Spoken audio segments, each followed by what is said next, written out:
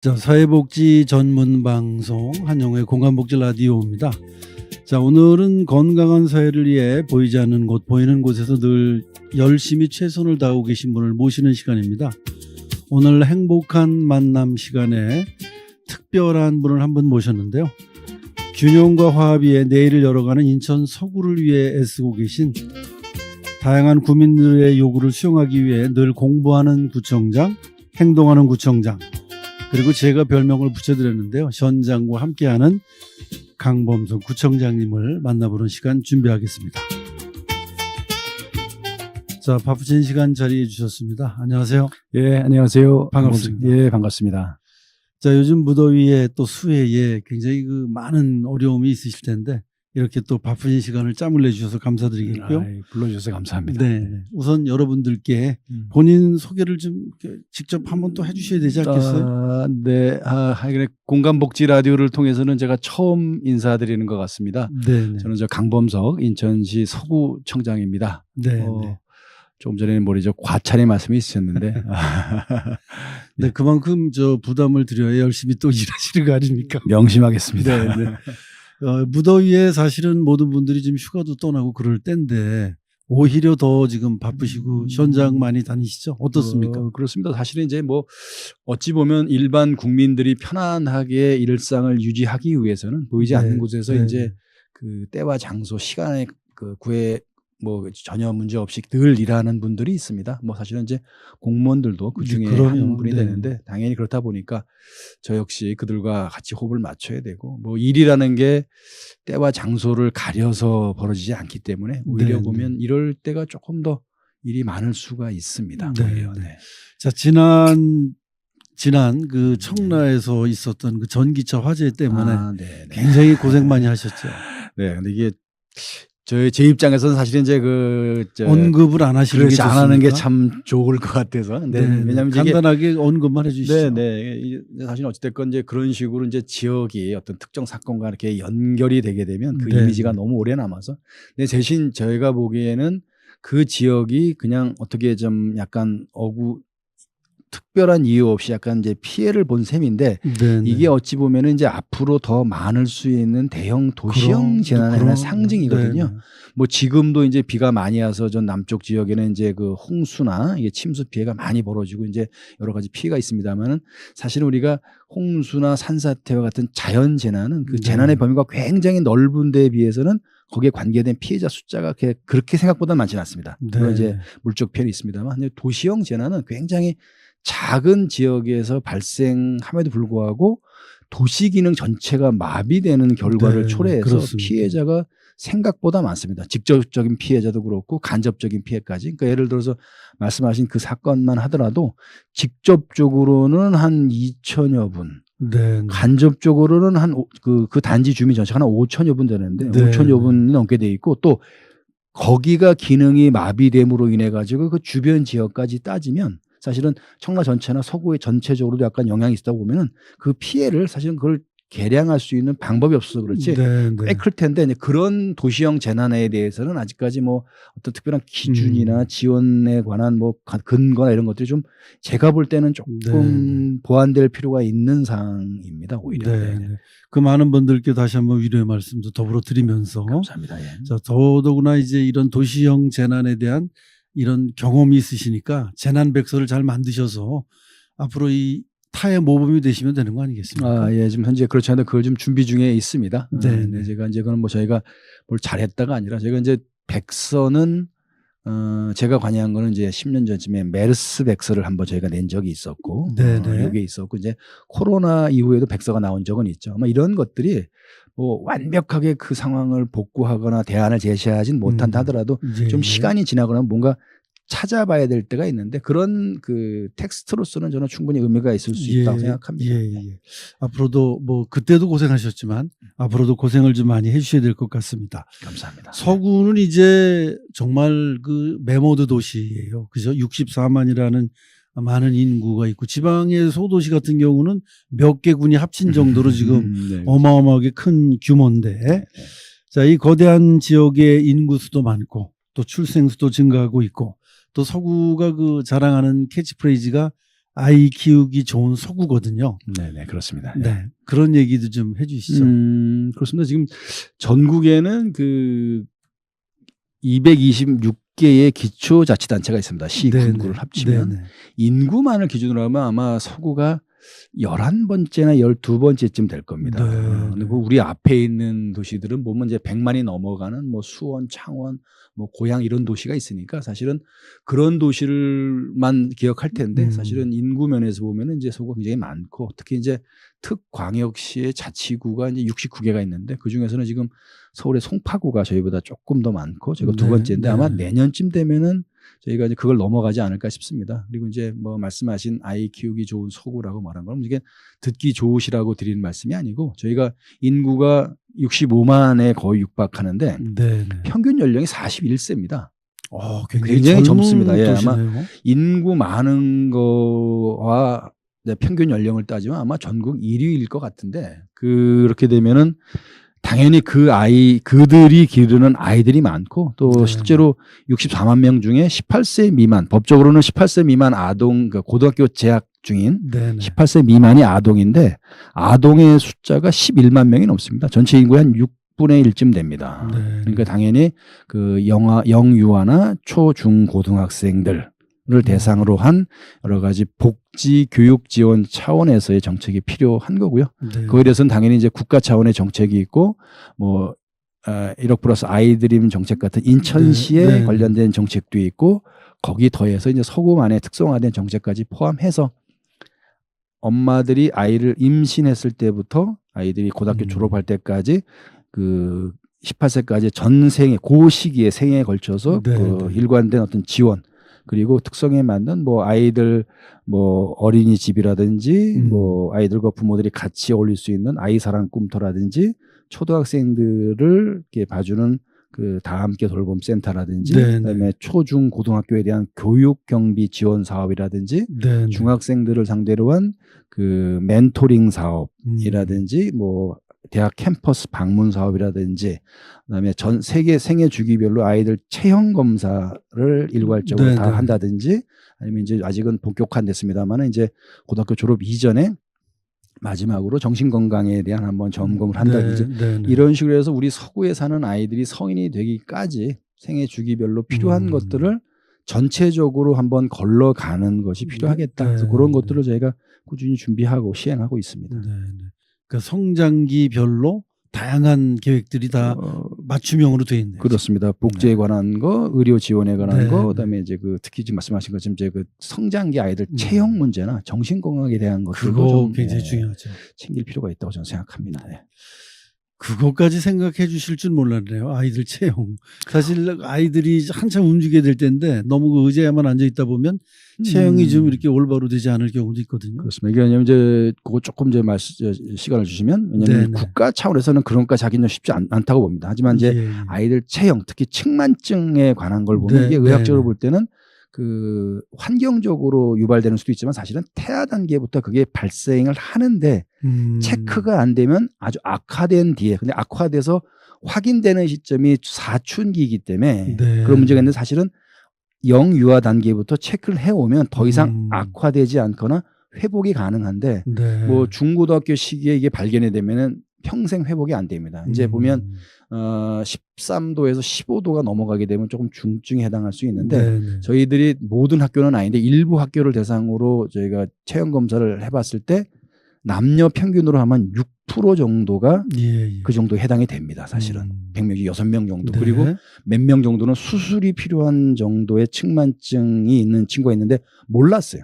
부모들도 몰랐습니다. 예. 그런 거는 사실은 부모들이 그런 것까지 챙기기 쉽지 않기 때문에 그런 거야말로 제가 볼 때는 구청 단위에서 기초자치 차원에서 관심 갖고 할 만한 일이고 네. 그다음에 국가 차원에서 이제 중고등학교 단계에 몇 년 간격으로 이제 정신 건강에 대한 이제 포괄적인 검진이 있는데 그거보다는 조금 더 세밀하게 해서 이 아이들이 성인으로 넘어가게 해주는 게 저는 이거는 뭐 그러네. 구청 차원이 아니라 저희가 좀 잘해서 국가 차원으로 꼭 좀 해야 될 필요가 있다고 봅니다. 지금 사실은 여러 가지 환경이나 사회 변화 때문에 이제 청년층의 그 정신 건강에 대한 문제, 물론 전 국민이 어려운데 네. 특히 청년층에 그런 게 있는데 그것도 사실은 그때 생기는 게 아니고 어찌 보면 사춘기가 시작할 때부터 이게 사춘기 일반적인 특성이다라고 네. 치부할 네. 게 아니고 혹시 아이의 정신 건강에 대해서 한번 확인하는 경각심을 가질 필요가 있는데 아직은 제가 보기에 우리나라는 거기까지는 아닌데 저는 그거를 좀 관심을 갖고 체크한다면 조기 발견은 항상 조기 치료가 가능하다는 걸 네. 전제로 네. 네. 저는 이게 저희가 한번 나서보고 이게 나중에 국가 차원으로 좀 관심이 좀 커졌으면 좋겠다라는 좀 희망이 있습니다. 네. 아이를 키우는 부모의 입장에서 굉장히 바람직한 정책이기도 합니다. 그럼요. 저도 사실 오늘 처음 들었거든요. 그런 게 있었구나 하는 걸 무릎을 치면서 듣게 알게 됐는데 네. 우리 이제 그 막 자라는 아이들을 키우는 부모들에게는 아주 좋은 소식입니다. 그렇습니다. 네. 네. 네. 그리고 이제 뭐 더해서 이제 아이들 특히 요즘 이제 발달장애 아이들이 네, 있는데 네. 그건 사실은 영아 단계에서 약간 측정하는 예, 게 있거든요. 예, 근데 예. 지금 저희 그것도 좀 합니다. 하는데 그렇습니까? 사실은 부모님들이 그거를 그냥 의례적인 걸로 하고 그냥 부모님들이 체크하고 넘어가는데 사실은 그때 한두 번만이라도 엄마 아빠들이 좀 유심히 봐두면 물론 아주 절대 다수는 아닙니다만은 네. 그 발달 장애도 조기에 검진이 되면 네. 조기에는 치료가 가능하다라고 합니다. 그러니까 네. 우리가 사실은 아이를 키워서 눈에 보이는 그 재해 재난 범죄로부터 보호하는 것도 중요하지만 이 아이가 신체적 정신적으로 잘 클 수 있게 하기 위해서는 사실은 부모나 지역사회가 지금보다는 조금 더 관심을 가져야 되는데 부모에게 다 맡길 수는 없으니까 일단은 지역사회 자치단체가 좀 적극적으로 관심을 갖고 네. 이걸 근거로 좀 광역이나 국가적 차원으로 좀 확대되는 게 그게 저는 더 네. 선진국으로 가는 길이라고 저는 믿고 있습니다. 고맙습니다. 이 아이 키우기 좋은 도시라는 말이 괜히 나온 게 아니에요. 우리 청장님이 그렇게 그 영아 시절부터 아이에 대한 관심이 그렇게 많은지 몰랐거든요. 네. 관심을 그렇게 갖고 계시기 때문에 우리 서구가 젊은 도시인 것 같습니다. 아까 감사합니다. 뭐 젊은 인구가 굉장히 많다고 말씀을 하셨지 않습니까? 자, 이렇게 이제 취임 3주년이 지나고 나시면서 이제 그런 여러 가지 화두를 지금 말씀하고 계신데 우리 사회적 약자를 위한 정책이 굉장히 많이 서구는 있는 것 같아요. 뭐 몇 가지 더 우리 영유아 얘기 말고도 더 해주시죠. 그렇죠. 이게 사실은 이제 복지 정책은 이제 뭐 국가 차원에서 많이 저는 진보가 있었다고 보고요. 네. 그럼에도 불구하고 국가는 이제 어떤 기준에 따라서 이제 보편적인 기준에 따라서 이제 포함시키고 포함 안 시키고 합니다. 근데 그럼에도 불구하고 뭐 기초수급자나 차상위 계층에 대한 지원은 그 전에 비해서는 확실히 늘어났고 어느 정도 네. 보장이 된다고 보는데 예. 그 범위에 포함되지 않으면서도 일시적으로나 아니면 장기적인 요인으로 그 자립이 좀 어려운 분들이 생기는데 네. 이분들에 대해서는 사실은 법적으로 구제가 사실은 쉽지는 않습니다. 그래서 아마 대안으로 나온 게 그 지역사회 보장 협의체를 네. 통해서 네. 찾아내자 하는데 사실은 요즘과 같은 그 익명성의 시대에서는 뭐 내 이웃의 어떠한 어려움이 있는지 알기는 참 쉽지는 않습니다. 네. 그래서 근데 그런 것들을 좀 촘촘하게 만드는 건데 그 지역사회 보장 협의체를 통해서 국가가 정한 그 보호 기준에 빠지는 사람들라도 어떻게 일시적으로 찾아내자는 게 있고 네. 또 하나는 이제 뭐 좀 이따 말씀드릴 기회가 있을지 모르겠는데 이제 그 저희 서구 복지재단을 통해서 반딧불 사업이라고 해서 그거는 정말 그것보다도 저 느슨하고 넓은 범위 내인데 이건 정말로 일시적으로 굉장히 어려워진 사람에게 네. 긴급 지원을 통해서 그 본인이 자립할 수 있는 위치로 돌아갈 수 있게 도와주는 사업까지 합니다. 그러니까 저희 입장에서는 국가의 사업, 지역사회 보장체 사업, 그다음에 이제 복지재단의 반딧불이 사업. 저희 나름대로 서구는 3중에 이제 그런 걸 하는데 그렇다고 완벽하지는 않을 거고요. 또 하나는 이제 그 사람들이 이제 안심하고 산다 하면 이제 뭐 범죄나 재해 재난으로도 안심이지만 내가 이 공동체로부터 밀려날지도 모른다는 두려움이 늘 있거든요. 그런 것들이 사람들 약간 공격적으로 만들기도 하는데 그 중에 이제 보면은 그래도 상대적으로 더 취약할 수 있는 이제 계층을 보면은 이제 일단은 최근에 이제 주목을 받는 뭐 고립 은둔 청년, 뭐 니트족들, 그다음에 자립 준비 청년으로 이렇게 표현되는 그분들이 공동체의 일원으로 참여할 수 있도록 도와주는 것도 저희는 이제 구청의 역할일 거다 생각합니다. 국가적으로는 관심이 있지만 사실은 그거를 국가가 어떤 정책을 가지고 하지는 않고 있다고 보고요. 더군다나 고립 은둔 청년에 대해서는 학술적으로는 용어의 개념이 어느 정도 정리되어 있지만 사실은 통계적으로 이게 몇 명씩이나 있는지 어디까지를 고립 청년, 어디까지를 은둔 청년, 누구를 니트 청년 이렇게 할지 그리고 또 이들이 뭐 자립 준비 청년 중에도 사실은 고립 성향이 있을 수 있고 또 은둔 성향이 있을 수 있고 뭐 이렇기 때문에 이런 것들을 현장에 있는 곳에서 좀 확인을 하고 어떤 대안을 찾아보고 이게 조금 확산되면 아까 말씀드린 것처럼 국가적 차원의 또 다른 복지 정책으로 갈 수 있겠다는 믿음이 있는데 저희가 이제 그 구청에 뭐 저희는 관련된 과가 뭐 청년 정책 일자리과 뭐 복지 정책과 그다음에 뭐 보건소하고 보건소의 건강 증진과 정신건강복지지원센터 네. 그다음에 아까 말씀드린 복지재단과 네. 함께해서 뭐 자립준비 청년에 대해서는 그거에 맞게 고립운둔 청년은 또 그거에 맞게 합니다. 이제 일단은 자립준비 청년에 대한 그 우리가 정식 법률 용어로는 그 보호 종료 아동이죠. 보육원이나 네, 위탁가정에서 네, 이제 네. 만 18세 되면 나오는 뭐 광고들이 많이 이제 보입니다. 이제는 혼자 됐다라든지. 네. 그래서 그 친구들에게는 물질적 지원, 정신적 후원, 지지 연대에 관한 것들이 필요한데 그런데 네. 저희는 어떻게 하려고 하냐면은 그 출신 친구들이 어떤 단체나 조직을 만들어서 네. 자기 동료나 후배들을 이렇게 보호하는 활동을 합니다. 저희가 그쪽하고 잘 연계해서 위탁을 맡겨서 저희 지역에 있는 그 자립준비 청년들을 그들이 컨택하고 네. 그들이 필요한 것들을 그들이 좀 알아오면 저희가 갖고 있는 기본적인 자산 이외에 이 지역 내에 다양한 복지 지원 자산을 총동원해서 물질적인 건 물질적인 건 대로 심리 치료나 어떤 그 삶에 대한 컨설팅은 또 그거대로 네, 네. 뭐 아닐 말로 전월세 얻는 문제 같은 그런 문제부터 법률 구제까지 여러 가지 필요한 것들을 또 영원히는 아니고요. 대개 18세에 나오면은 일시지원금하고 주거가 지원이 된 뒤에 5년 동안 생활비 네, 일부를 지원합니다. 네, 국가가 네, 자치단체를 통해서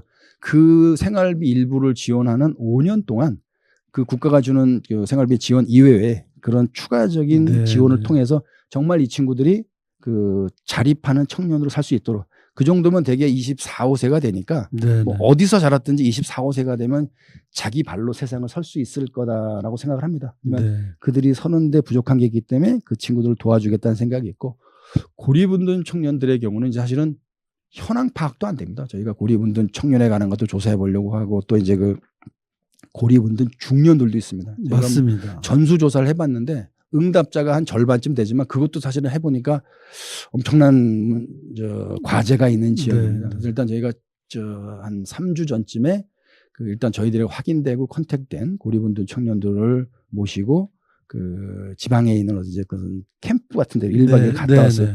뭐 그거 하나로 모든 거 설명이 안 되지만 일단 그분들이 우리랑 컨택해서 뭔가를 같이 하는 거에 대한 약간 안심을 하기 시작했다는 네, 거. 그러니까 우리가 네, 뭘 네. 다른 걸 할 때도 하겠다라는 뜻이 있는 것만으로 저는 성공이라고 보는데 그렇게 해서 그 저희가 관리하고 있는 그 고립운둔 청년들을 조금씩 그 거리로 광장으로 다른 사람이 있는 곳으로 좀 나오게 하면 사실 네. 우리가 지금 아이들을 안 낳는 것도 문제지만 이 낳아서 크고 있는 이 소년들을 건강하게 이 청년들을 그렇습니다. 그 건강한 시민으로 자라게 해주는 것도 그것만큼 의미가 있다고 음. 보거든요.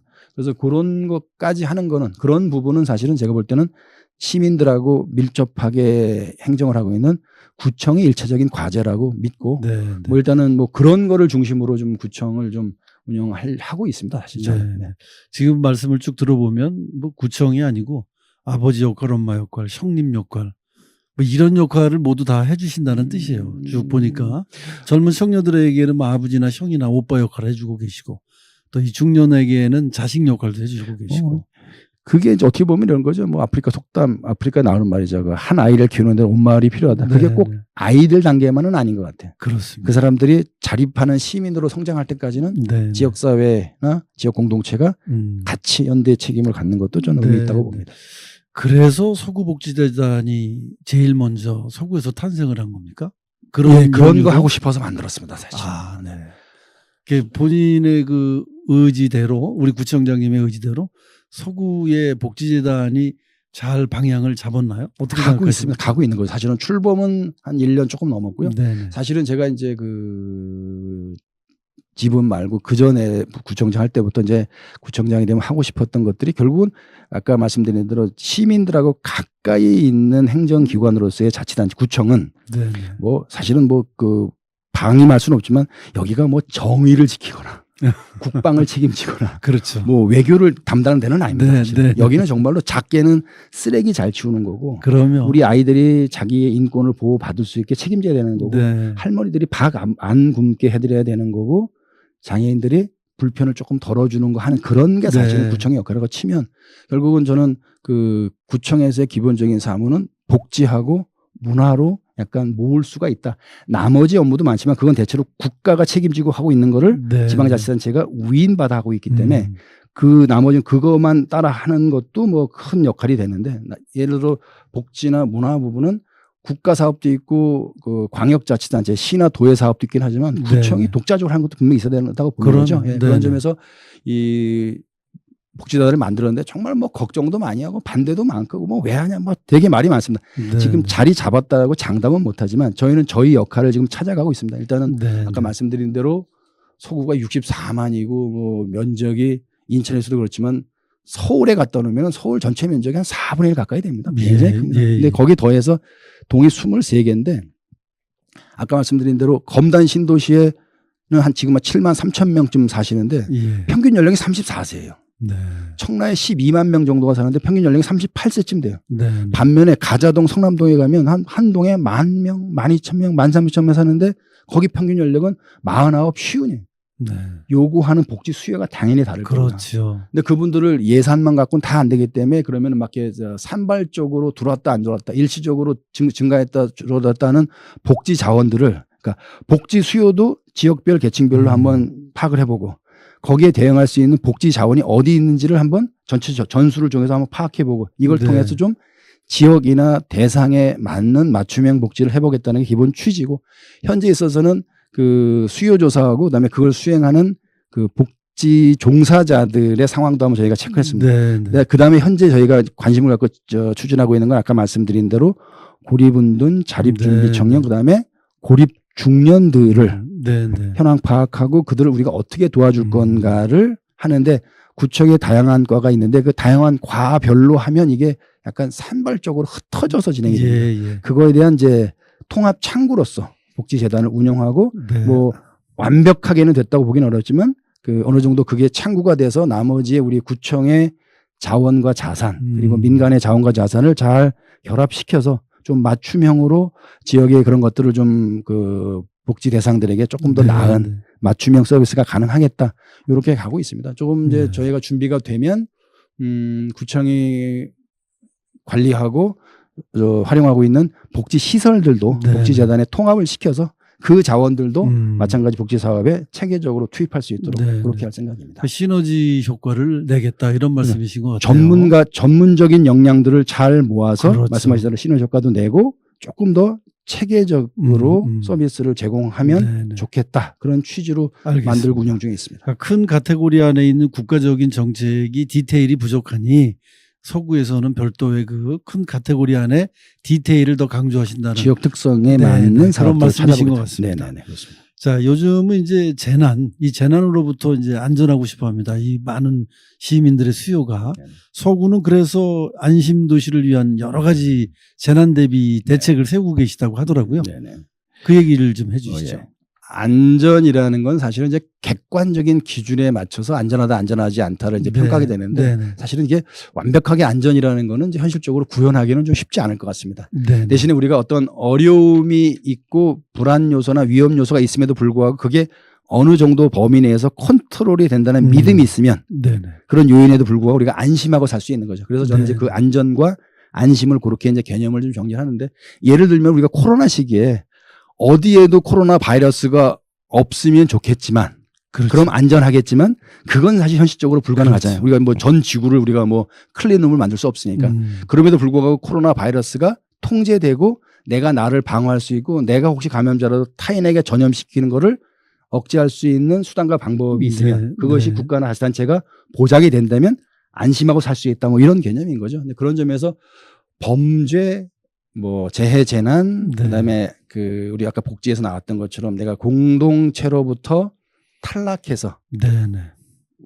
고립되거나 이런 상황으로 가지 않겠다는 크게 그런 세 가지의 위험으로부터 이제 안심할 수 있는 도시라는 건데 뭐 범죄는 당연히 우리 관할 뭐 경찰이나 다 유관 기관과 함께 이제 여러 가지 노력을 하고 있고 재해 재난에 대한 거는 사실은 뭐 정부 차원의 대책도 있고 인천 차원의 대책도 있지만 그거에 발 맞춰서 저희는 일단 기본적으로 모든 재해 재난을 예방하거나 예측하는 거가 목표는 아니고 일단 그 예측 가능한 범위 내에서 최대한 사고가 네. 발생하지 않도록 네네. 발생한 사고는 최대한 빨리 수습할 수 있도록 네. 그래서 이제 그 과거에 사고가 났거나 재해가 발생했던 지역은 또 날 수가 있거든요. 그렇죠. 그러면은 그 지역에 대한 조사를 통해서 그 지역이 어떻게 사후에 보완 보수 정책이 적용됐는지를 확인하고 네, 부족한 네. 건 더 채우고 그리고 이제 그 포괄적으로 그 전체의 상황을 좋게 하는 것들 예컨대 이제 우리가 그 성남동 지역과 가자동 지역에는 오랫동안 침수가 있었습니다. 네. 사실은 이제 인천시 차원에서 우리 지금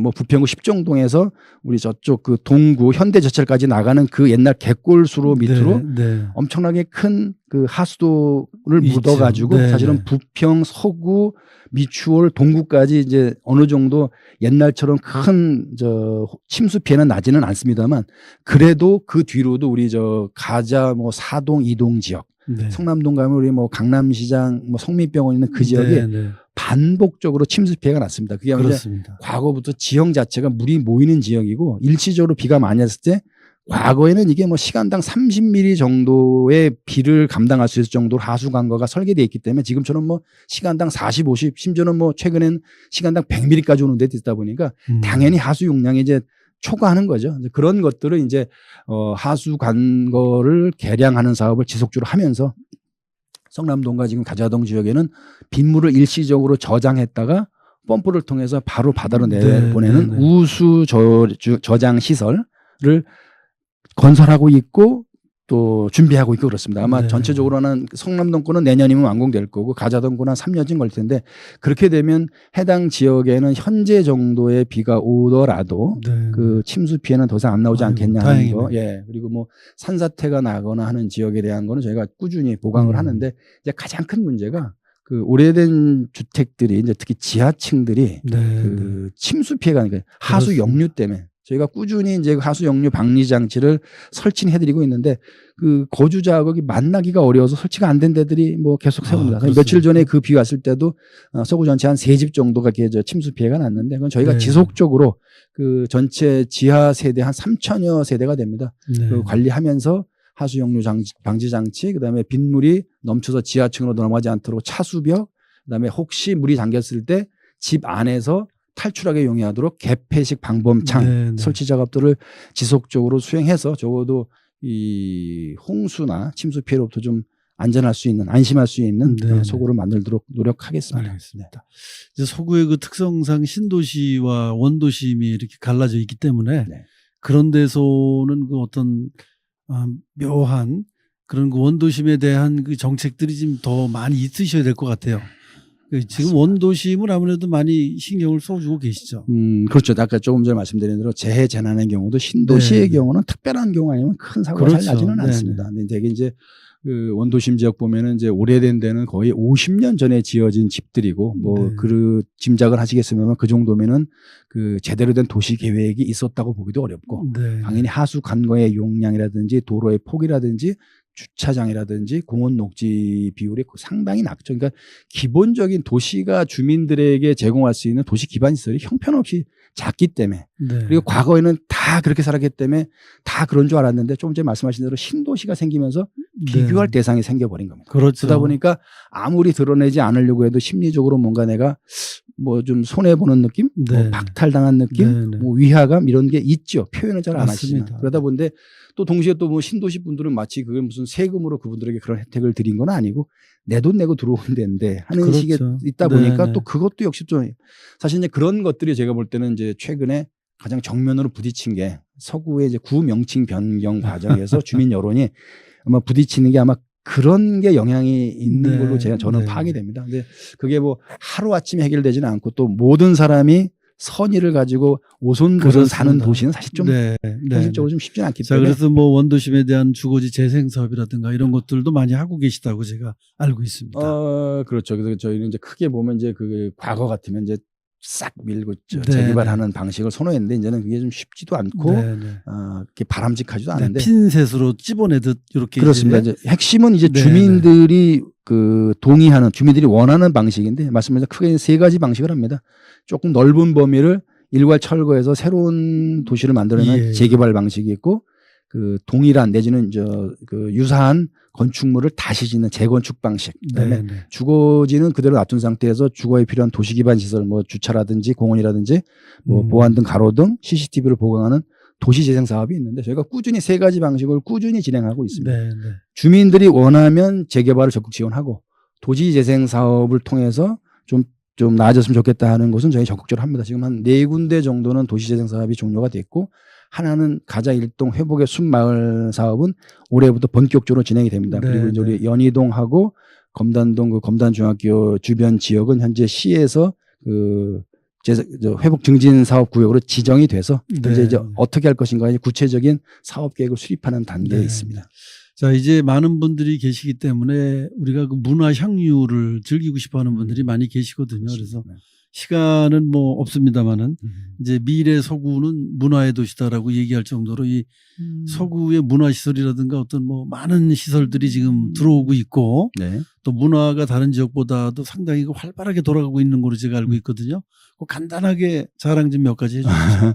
뭐 크게 두 가지입니다. 문화 예술을 즐길 수 있는 공간을 확충하고 현대화하는 사업. 그다음에 네, 네. 그 공간과 시간의 제약 없이 내 삶의 터 인근에서 다양한 형식의 문화를 즐길 수 있는 기회를 늘리는 네, 방법. 네, 뭐 네. 두 가지 동시에 진행합니다. 사실은 이제 오늘 그 저희가 개관한 지 30년 만에 서구문화회관을 리모델링 공사를 끝내서 사실은 오늘 저녁에 재개관 공연을 합니다. 그렇습니까? 예, 사실은 좀 늦었는데 30년 만이지만 그래도 좀 그 주민들이 이용하시기 편하게 네, 그 아마 네. 서구만이 아니라 인천에서도 대표적인 공연장으로 다시 태어났다라고 자부할 만하고요.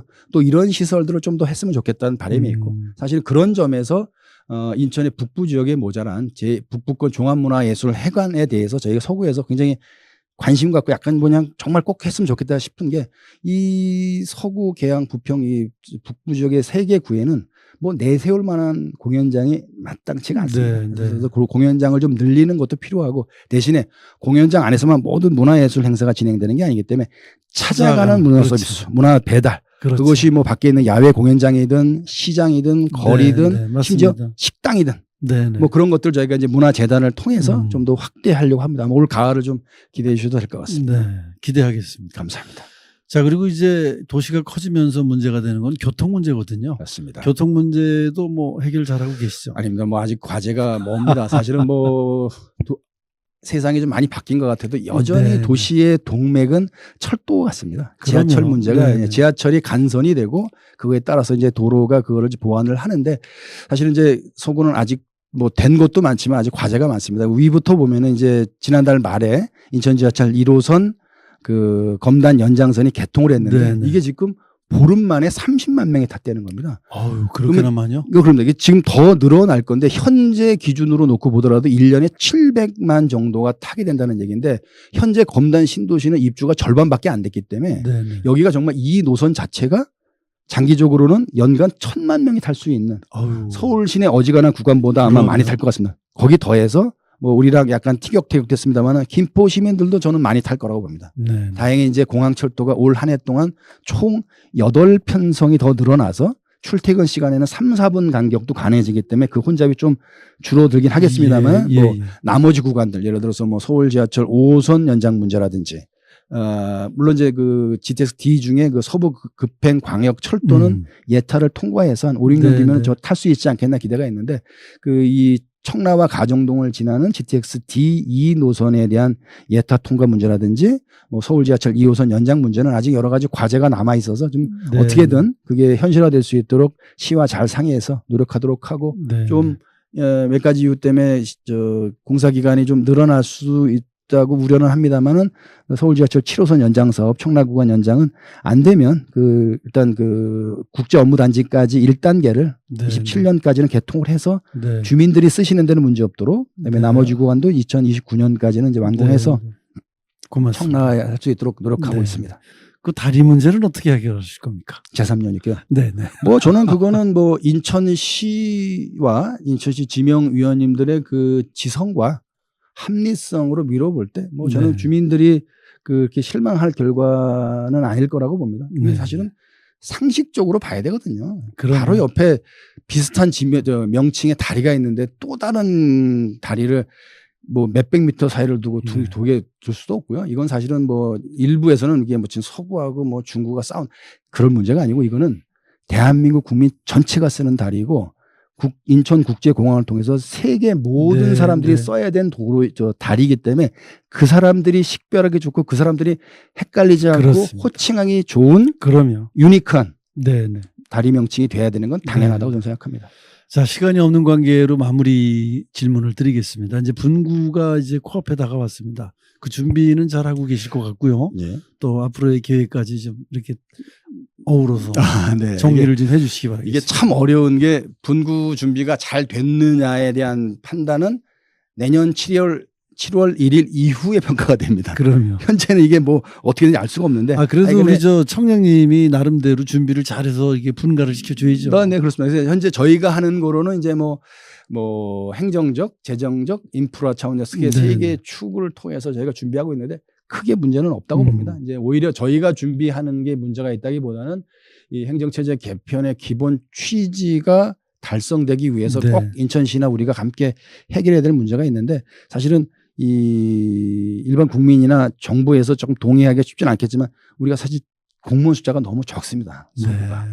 현재도 서구 공무원은 1인당 그 상대하는 민원인 숫자가 450명입니다. 예, 예. 인천시나 서울시의 어지간한 자치구들은 한 250여 명 안팎입니다. 네. 서구 공무원 한 명은 다른 자치구에 비해서 2배 일을 하고 있는데 더군다나 네. 여기는 그 한창 도시가 만들어지고 아까 말씀드린 대로 재개발 재건축 도시 재생 사업이 벌어지는 일이 많은 데입니다. 인천 현안 중에 60~70%가 서구에 있다고 하는데 서구청의 공무원 정원이 제일 작습니다. 그러다 보니까 네. 이 탈진하는 직원들도 있고 너무 그렇겠네요. 힘들어서 휴직하는 직원도 있고 네, 그런데 네. 이제 이게 이제 나눠지는 경우에 좀 더 모자랄 수가 있는데 그러니까 쉽지는 않아 보입니다만은 정부와 이거 잘 설득을 해서 저희가 좀 필요한 공무원 정원을 좀 확보하는 게 핵심 아닐까 싶습니다. 그거 이외에 다른 문제는 큰 문제 없이 진행되고 아마 다음 달 정도부터는 이제 임시청사가 어느 정도 이제 지어지기 시작할 거기 때문에 네. 어느 정도 보이면 저희가 네. 주민들을 모시고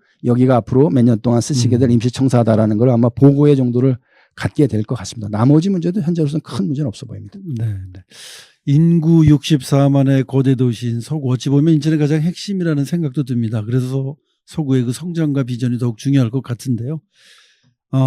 마무리 말씀 한 말씀 하시면서 이제 정리하겠습니다. 그렇습니다. 이게 뭐 행정이라는 게 하느라고는 하지만 또 반대 주민 입장에서 보면은 뭐 공무원들은 아무것도 안 하는 것 같다. 내가 네, 필요할 때 네, 네. 없는 것 같다 하지만 뭐 어쩔 수 없는 측면도 있습니다만 우리가 모든 주민 한 분 한 분에게 완벽한 서비스를 하는 건 좀 쉽지는 않습니다. 하지만 네. 노력하고 있다는 거 이해해 주시고 또 하나는 이제 그 현재 이제 뭐 국가적으로나 뭐 인천이나 서구 상황이라는 것이 이제 알다시피 우리가 굉장히 급격하게 성장하는 흐름 속에서 이제는 거의 성장이 멈춘 네, 네. 저성장 좀 나아가서는 약간 수축되는 그 국면으로 접어왔기 때문에 네. 내가 원하는 것과 현실이 보장해 주는 것 사이는 갭이 더 커질 겁니다. 이러다 네. 보면은 아마 내 주변 사람들과 아마 그 부정적인 감정이 커질 수도 있는데 이러다 보면은 이게 공동체를 만들어 나가기가 너무 어렵습니다. 내 거를 찾는 게 본능이긴 하지만 네, 네. 내 주변을 좀 생각하는 그 역지사지의 마음으로 네, 서로를 좀 네. 양보해 주면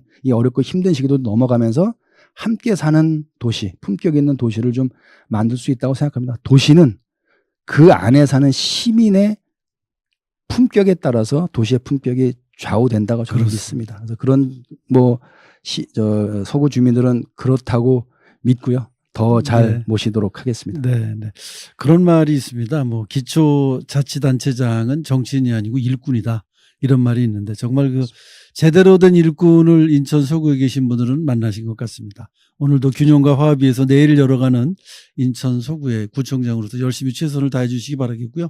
앞으로도 항상 현장에서 뵙는 현장 중심의 구청장, 또 감사합니다. 공부하는 구청장이 되시길 바라겠습니다. 그렇게 오늘 하겠습니다. 말씀 고맙습니다. 감사합니다.